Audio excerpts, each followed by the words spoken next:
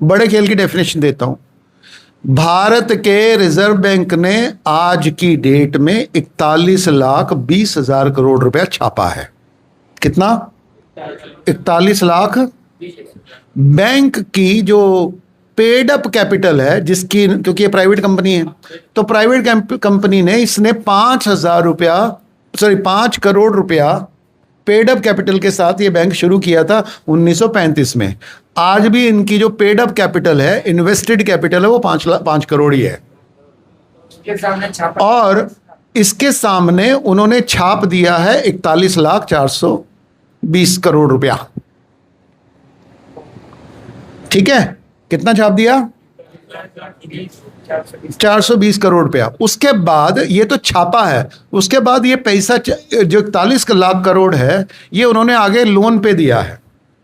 भारत सरकार को इन्होंने 220 लाख करोड़ के करीब, 220 लाख करोड़ के करीब लोन दिया है। किसको? केंद्रीय भारत सरकार को। उसके बाद स्टेट को भी, हर एक स्टेट को, गुजरात को अलग, महाराष्ट्र को अलग, उनको भी इन्होंने लोन दिया, लगभग 180 लाख करोड़। दोनों मिला के कितना हो गया? 400 लाख करोड़। लगभग 80 लाख करोड़ रुपया उन्होंने लोन दिया है कॉर्पोरेट को। कितना हो गया? 480। उसके बाद इन्होंने 60 लाख करोड़ रुपया भारत की 140 करोड़ प्रजा को भी दिया है। कितना? मात्र 60 लाख करोड़। उसमें से एग्रीकल्चर को सिर्फ 27 लाख करोड़ दिया है।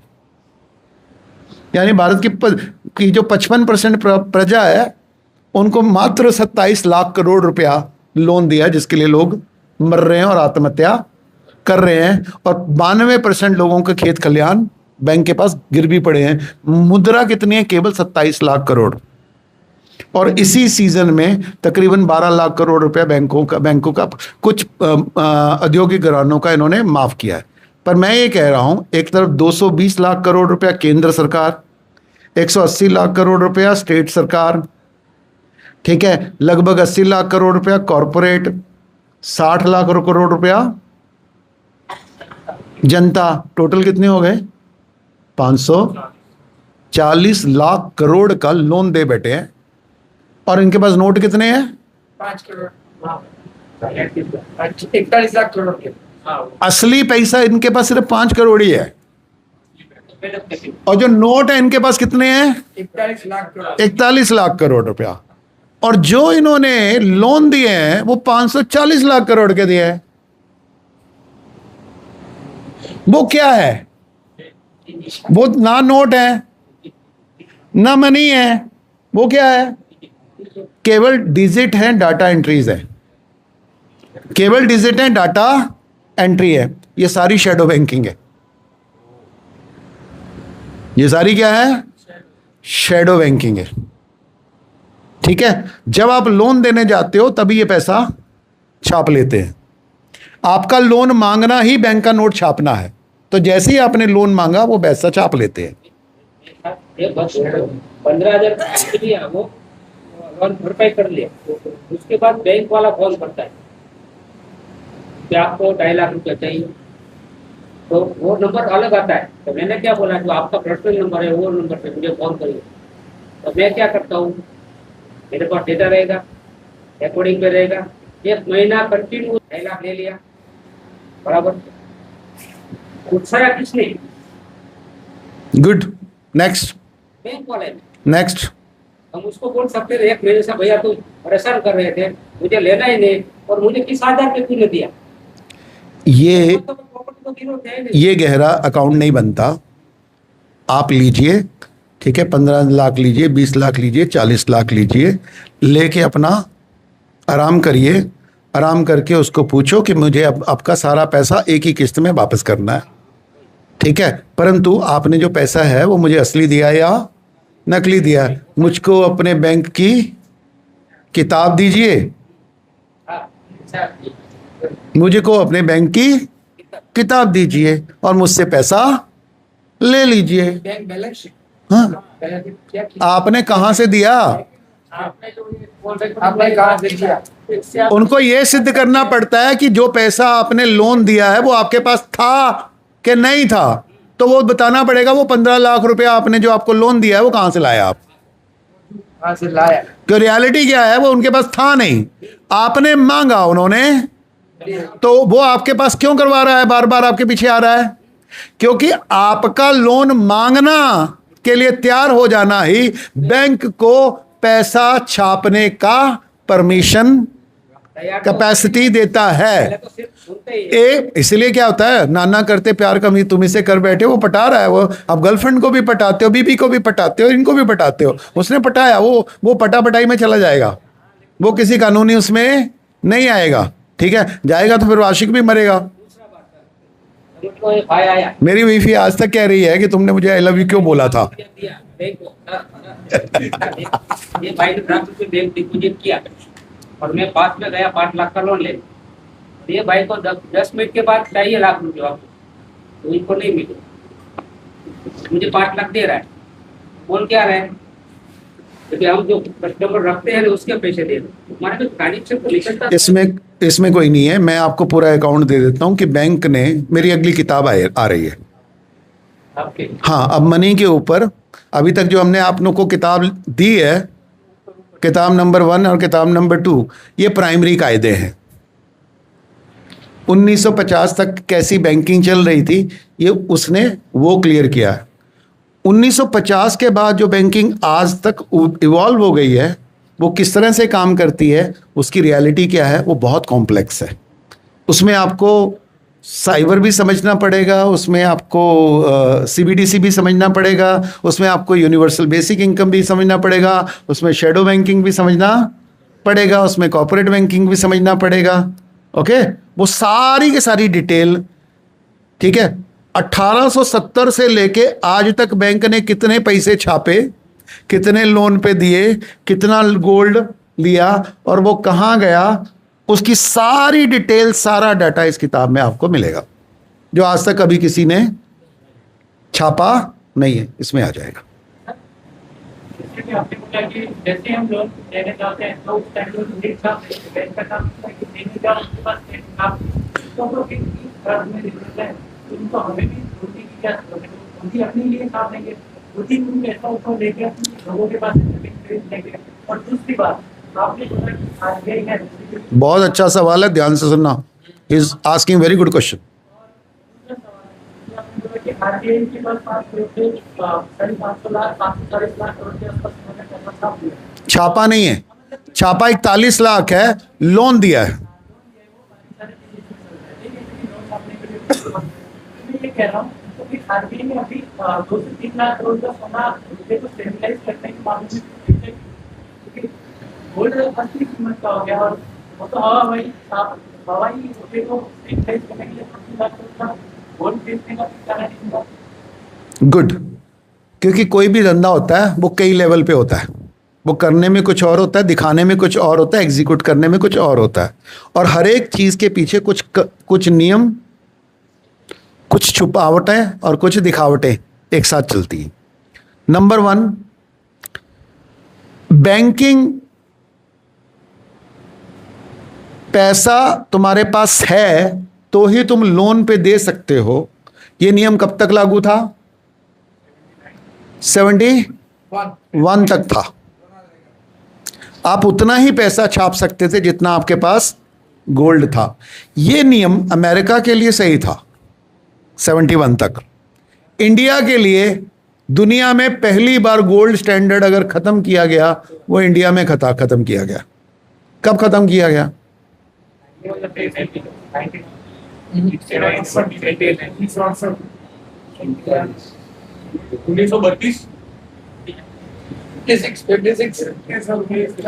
हम क्विज नहीं खेल रहे हैं।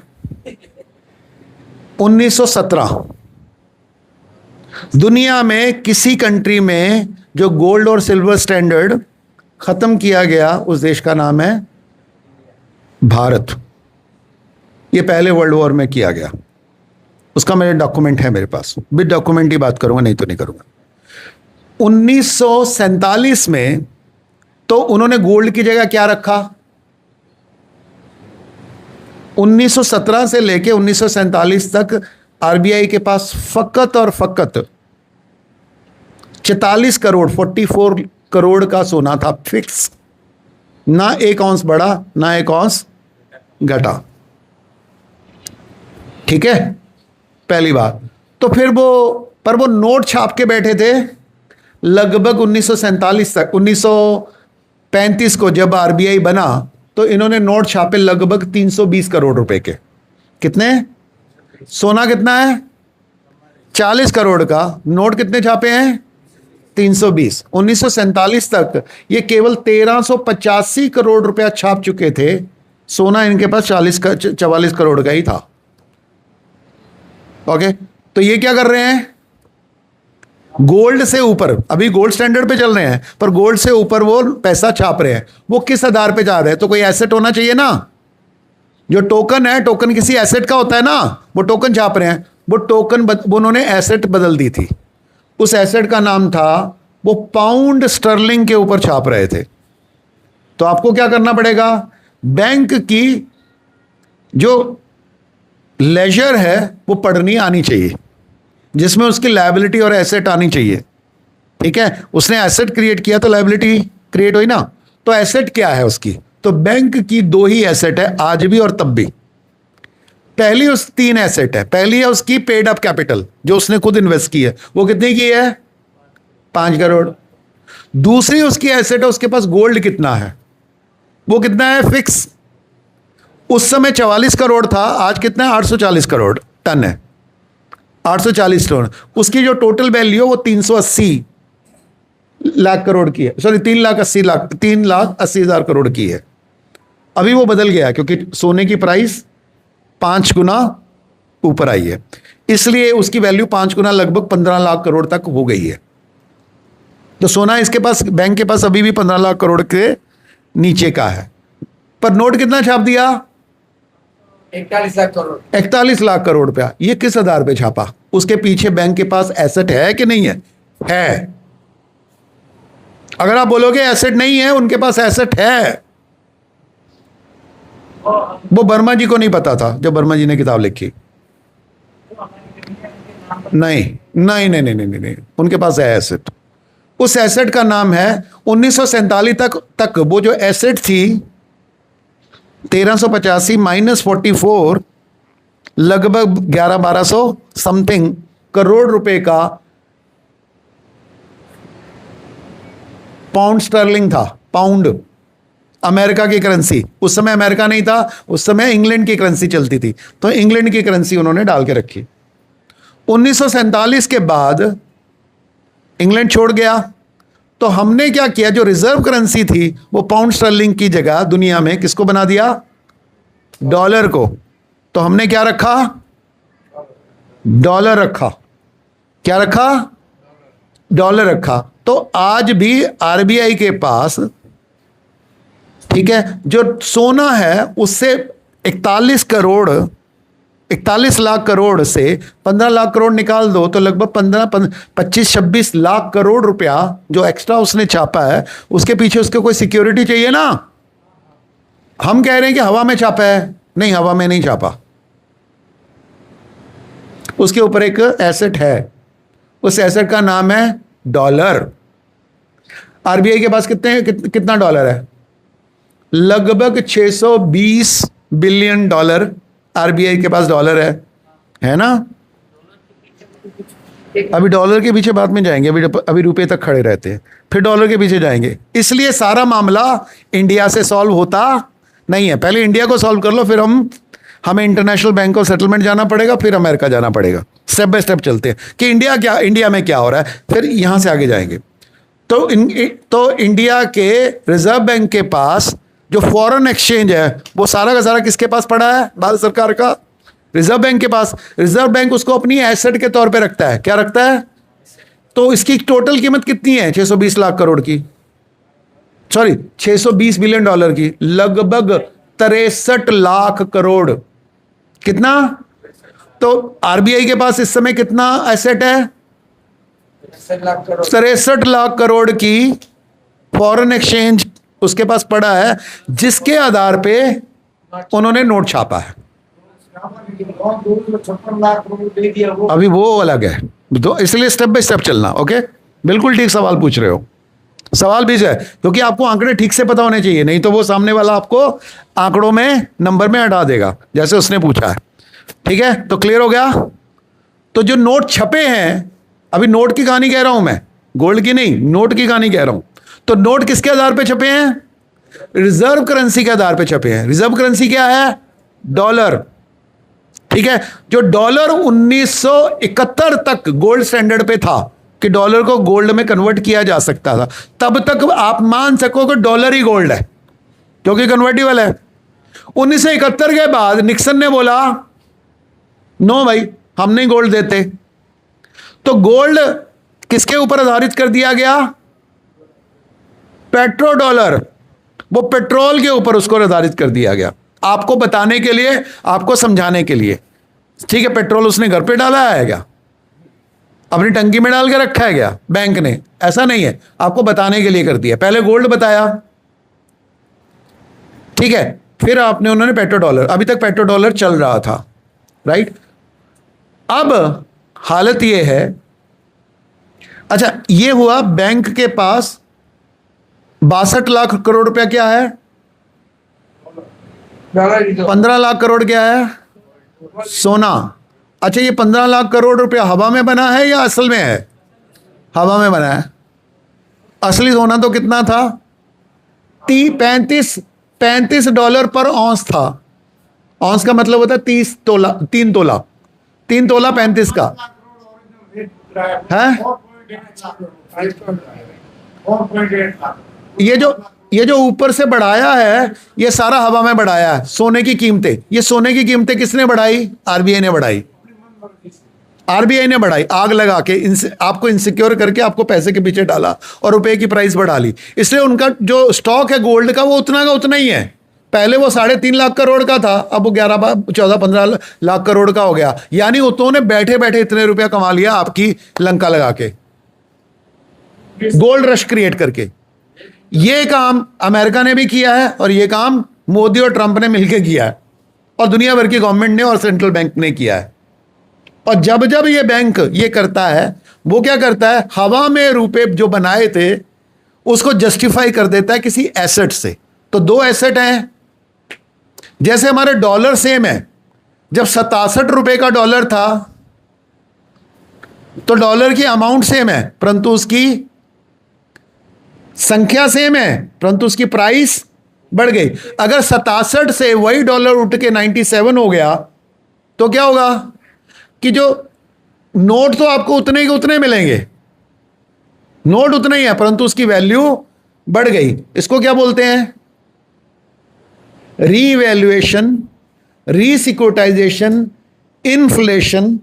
कंफ्यूजिंग है जी, जैसे डॉलर का जैसे ऊपर में इसमें बोर्ड लगा दिया गया डॉलर में, तो डॉलर भी डिवैल्यू हो गया। तो अभी डॉलर की डॉलर डिवैल्यू, डॉलर में 95 एक मिनट। अब यहां इन्होंने बड़ा अच्छा नया सवाल निकाला, बहुत अच्छा सवाल निकाला। इन्होंने एक शब्द इस्तेमाल किया, डिवैल्यूएट हो गया। एक सेकंड, आप जो कह रहे हो बिल्कुल सही है, क्योंकि आपकी बात पहुंच गई तो मैंने तुरंत बोल दिया कि आपने सही सवाल पूछा है। इसे उस समय रुक जाया करो ताकि टाइम कम हो निकले। इन्होंने कहा डिवैल्यू। अब जो एक होता है नोटबंदी, एक होता है डिवैल्यूएशन और एक होता है डॉलर की इवैल्यूएशन। डॉलर की कीमत रुपए के मुकाबले बढ़ी है परंतु उनकी परचेजिंग पावर के मुकाबले घटी है। जब परचेजिंग पावर के मुकाबले घटती है देश के अंदर, उसको डिवैल्यूएशन कहते हैं। इन्फ्लेशन जितना बढ़ता है उतनी करेंसी डिवैल्यूएट करती है। डॉलर उतना ही रहता है परंतु उसकी परचेजिंग पावर कम हो जाती है, उसको डिवैल्यूएशन कहते हैं, राइट। परंतु डॉलर, 1 रुपए का डॉलर जब 1947 में 1 रुपए का था और वही आज 97 रुपए का हो गया, इसको क्या बोलेंगे? रिवैल्यूएशन, डिवैल्यूएशन या एक्सचेंज रेट? एक्सचेंज रेट बोलते हैं इसको। क्या बोलते हैं? Exchange rate. अच्छा, इंडिया के अंदर रुपए की परचेजिंग पावर इंडिया में ही रहती है, वहां की परचेजिंग पावर वही रहती है, परंतु जब ये एक दूसरे में बदले जाते हैं तो उसकी जो परचेजिंग पावर है वो 97% कम हो जाती है, पर केवल डॉलर के मुकाबले, बाकी जगह नहीं। तो इस समय जो रुपया है वो किसके ऊपर निर्भर है? अगर डॉलर गिर जाए तो या ऊपर आ जाए। फिनिश, फिनिश, पैसा गया। फिनिश। जो रुपया है, जो छपा है 41 लाख करोड़ रुपया, वो जिस आधार पे गया है, वो आधार जितना गिर जाएगा उतना रुपया है। इसलिए भारत कभी भी अमेरिका का सामना, लड़ाई, संघर्ष नहीं कर सकता। इसलिए मोदी साहब, जी ट्रंप साहब, जी ओबामा साहब, जी बुश साहब, जी बाइडेन साहब, जी साहब, यही करेगा। ईरान लड़ सकता है। हाँ ये तो मतलब ये हो गया। हाँ, एक मिनट, मुद्दों को बगड़ो नहीं, क्योंकि क्या होता है कि ये जो बहुत टेक्निकल शब्द बातें कर रहे हैं, तो जब इधर उधर जाओगे तो बात हिल जाएगी। और इसके माध्यम से हम कई और से भी बात कर रहे हैं, तो उनको भी फोकस में रखना है। आपकी बात, मेरी बात का जवाब मिल गया आपको? पूरा मिला कि अधूरा मिला? पूरा। यार मैं उससे पूछ रहा हूं। हाँ, उसके बारे में आपने जॉब तो देखा, आपका वीडियो जैसा है, उसके बारे में पूरा और देखना, जैसे कि आपने बोला है कि पाउंड के बेस पर सेक्टर नजदीक आ ताकि बात हो। हाँ, जैसे आपने बोला कि पाउंड के बेस पर सिस्टम था, ये बाद में डॉलर वाला बाद में है, क्योंकि उस टाइम पर का पाउंड ही चलता था ज्यादा समय में, क्योंकि उनका रास्ता था। ये सारी चीजें अभी मुझे पता थी। हाँ, ये जो बातें हैं ये किसी को बताई नहीं जाती, और ये सिस्टम की किसी बुक में लिखते नहीं है। ठीक है, मैंने IAS IPS को इकोनॉमिक्स पढ़ाई है। ठीक है, मैंने कई लोगों को PhD करवाई है। मैं इकोनॉमिक्स का बहुत अच्छा टीचर माना जाता हूं, और मेरी मेमोरी भी बहुत अच्छी है। मुझे भी ये घटना 3 साल पहले पता चली।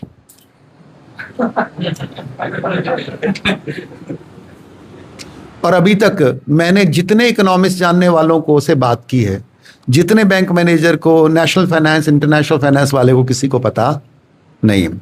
इस बात का ज्ञान पहली बार भारत वालों को 1927 में दिया गया था, एक किताब में, और उस किताब का नाम है प्रॉब्लम ऑफ रुपीस, रुपी की समस्या, बाई डॉक्टर भीमराव अंबेडकर। तो इसको अगर ध्यान से पढ़ना है, समझना है, तो किसको पढ़ना पड़ेगा? डॉक्टर भीमराव, नहीं तो ये बात समझ में नहीं आएगी। और किसी किताब में नहीं लिखी, और भारत के किसी इकोनॉमिस्ट ने कभी इसके बारे में, किसी पॉलिटिकल पार्टी ने इसके बारे में कभी बात नहीं की। बातें और भी गहरी हैं, पर अभी इसी को रखते हैं।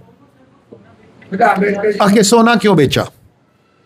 सोना बेचा जाता है, अगर इसके लिए आपको क्या करना है, वो मनी ऐप है ना, शेयर मार्केट रोज जाती है, तो उसमें क्या देखना है, लोग ना अपने शेयर देखने चले जाते हैं। मैं क्या देखता हूं, मैं 5 नंबर्स देखता हूं। मैंने 1 पैसा कभी इन्वेस्ट नहीं किया, मैंने 1 पैसे का कभी लोन नहीं दिया, पर मैं अकाउंट सारा देखता हूं कि आज मार्केट में क्या हो रहा है, क्या चल रहा है, कहाँ चलेगा। क्योंकि मैंने बहुत सारे लोगों को पहले ही प्रेडिक्ट कर दिया था, सोना खरीद लो, चांदी खरीद लो, ठीक है, और वो खरीद के बैठे हैं और मालामाल हुए बैठे हैं। और मैंने उनको बोला था अब बेच दो, बहुत हो गया, अब ऊपर का जो हाईएस्ट लेवल है ये टच कर दिया, ये नीचे ही आएगा। ठीक है, और 250 के करीब चांदी और 150 के करीब सोना अभी यहाँ घूमेगा, और वहीं घूम रहा है। तो मैं क्या देखता हूँ, सबसे पहले मैं देखता हूँ 5, क्योंकि पूरी की पूरी दुनिया की जो प्राइसिंग है, ठीक है, वो प्राइसिंग 5 बॉर्डर लाइन के बीच में झूलती है। नंबर 1 आपकी शेयर मार्केट देखो, आप ऊपर जा रही है कि नीचे जा रही है। साथ में देखो पेट्रोल की प्राइस ऊपर जा रही है, नीचे जा रही है। आप देखोगे अगर पेट्रोल की प्राइस ऊपर जा रही है तो शेयर मार्केट नीचे होगी। पेट्रोल में भी आपको 2 देखना पड़ेगा, ब्रेंट की और फ्यूल की, दोनों की देखो। ठीक है, दोनों में किस $3 से $4 का अंतर आमतौर पे चलेगा। फिर आप साथ में देखो इंडियन सोने और चांदी की प्राइस क्या है, इंडियन मार्केट में सोने और चांदी की प्राइस क्या है। फिर आपको देखो कि अमेरिका में सोने की प्राइस क्या है, राइट। तो इनके आप ट्रेंड देखोगे तो 4 चीजों में जो बड़े बड़े इन्वेस्टर्स हैं वो अपना सारा पैसा किस में इन्वेस्ट कर रहे होते हैं, या तो वो शेयर मार्केट में कर रहे होते हैं, या वो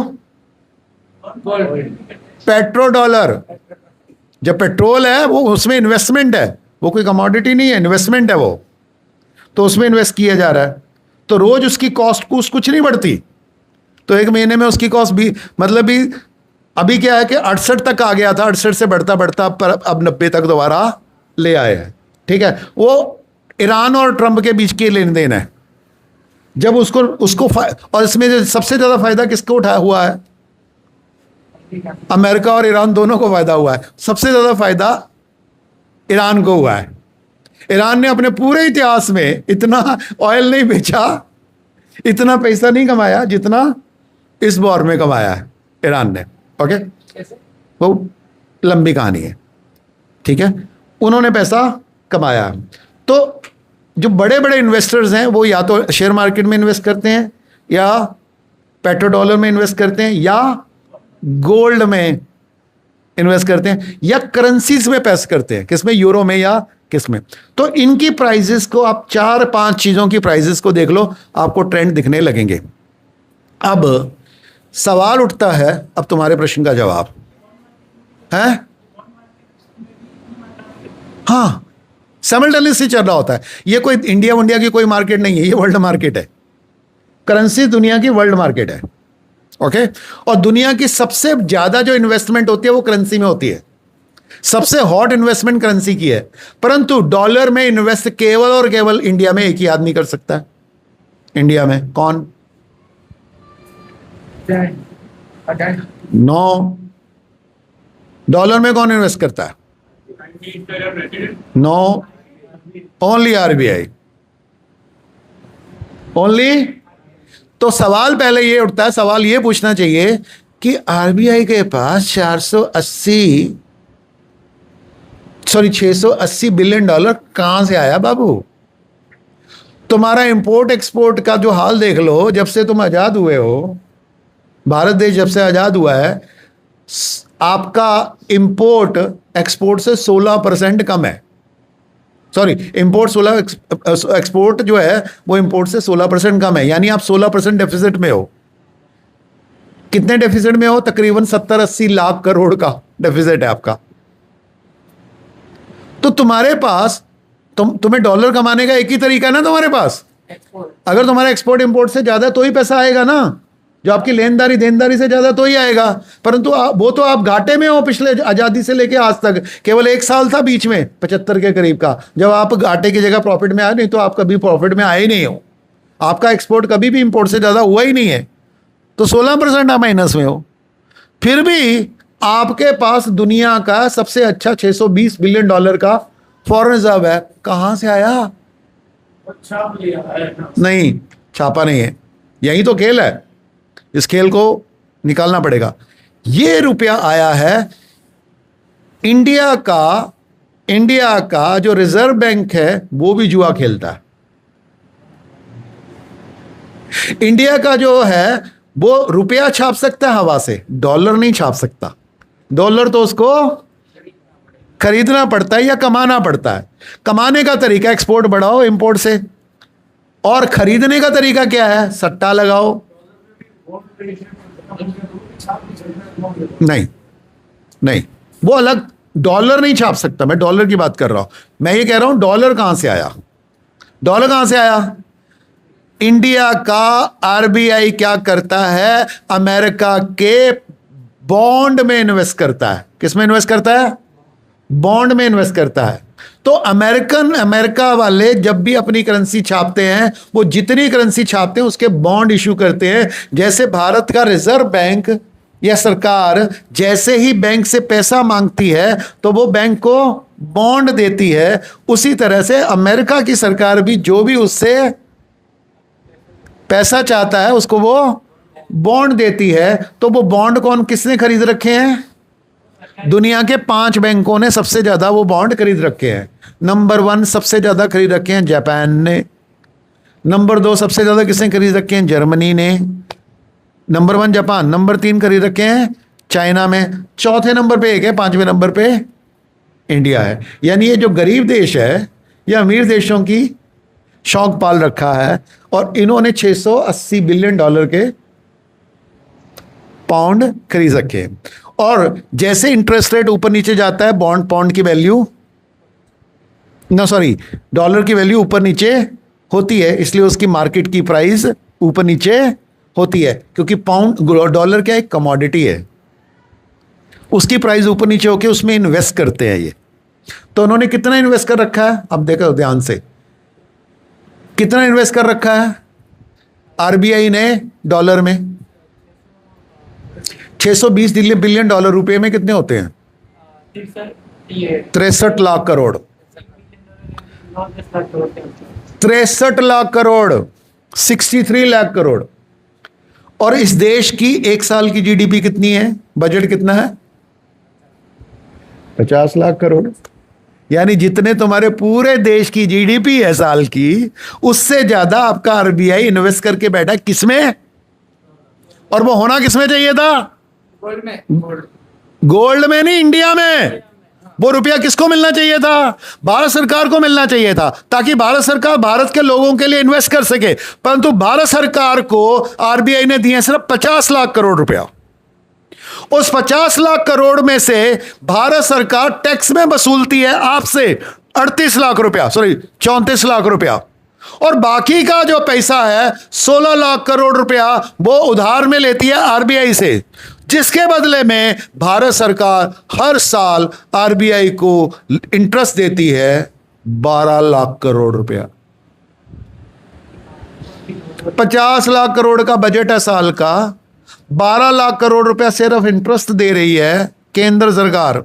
राज्य सरकार ऊपर से 8 लाख करोड़ रुपया और दे रही है, दोनों मिलके दे रहे हैं 20 लाख करोड़ रुपया इंटरेस्ट। इंटरेस्ट बजट कितने का है? 50 करोड़। 50 का 20 कितना हो गया? 50 लाख का 20, परसेंटेज में कितना हो गया? 40%। तो आपकी सरकार 40% इंटरेस्ट किसको दे रही है? आरबीआई को। तो आरबीआई ने ये जो इंटरेस्ट है ये उसकी लायबिलिटी है या एसेट है? एसेट है। अभी चुटकुला और बड़ा है, अगला नंबर सुनो। तो तुम लोग, हम लोग इस देश में दिन रात मर खप रहे हैं किसके लिए? सरकार को टैक्स देने के लिए, ताकि सरकार आरबीआई को इंटरेस्ट पे कर सके। तो आप किसके गुलाम हो? आरबीआई के। नो, भारत सरकार किसकी गुलाम है? और भारत सरकार कहती है कि ये तो नेशनलाइज बैंक है। तुम देश का रुपया तो सरकार के कहने पे छाप सकते हो, पर नहीं छाप सकते। देश का जो बैंक है वो केवल और केवल उतने रुपए छाप सकता है जितना उसके पास रिजर्व करेंसी होगी। वो रिजर्व करेंसी है डॉलर, और डॉलर आप छाप नहीं सकते। डॉलर आपको परचेज करना पड़ता है। परचेज करने के लिए इस देश का जो साधन है उनको इन्वेस्ट करना पड़ता है।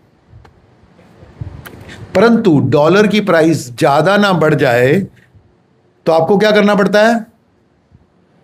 तो डॉलर शॉर्ट करना पड़ता है। शॉर्ट कैसे होगा? सोना बेच के।